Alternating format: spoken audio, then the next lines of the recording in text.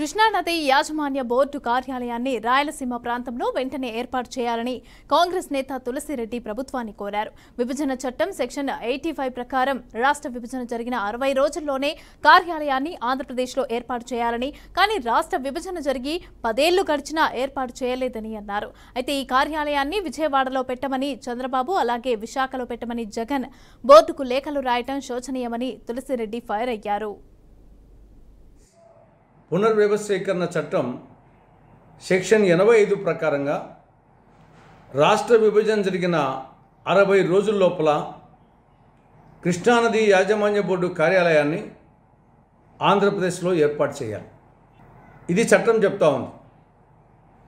60 రోజులు కాదు కదా, 10 సంవత్సరాలైనా ఇంతవరకు కృష్ణానది యాజమాన్య బోర్డు కార్యాలయం ఆంధ్రప్రదేశ్కు రాలేదు. ఇప్పటికీ కూడా తెలంగాణ రాష్ట్రంలోని హైదరాబాద్లోనే ఉంది. కృష్ణానది యాజమాన్య బోర్డు కార్యాలయానికి విశేష అధికారాలు ఉన్నాయి.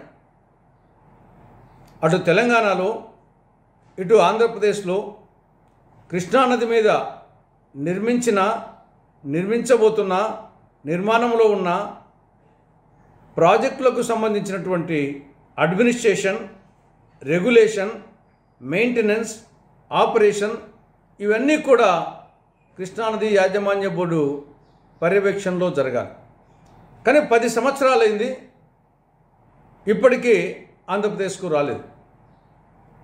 దీనికి కారణం కేంద్రంలోని మోడీ ప్రభుత్వ నిర్లక్ష్యం, రాష్ట్రంలో గతంలో పాలించినటువంటి చంద్రబాబు ప్రభుత్వం, తర్వాత పాలించినటువంటి వైకాపా ప్రభుత్వం, ప్రస్తుతం పాలిస్తున్న చంద్రబాబు ప్రభుత్వం, వీళ్ళ యొక్క అసమర్థత, చేతగానితనమే ఇందుకు కారణం. ఆంధ్రప్రదేశ్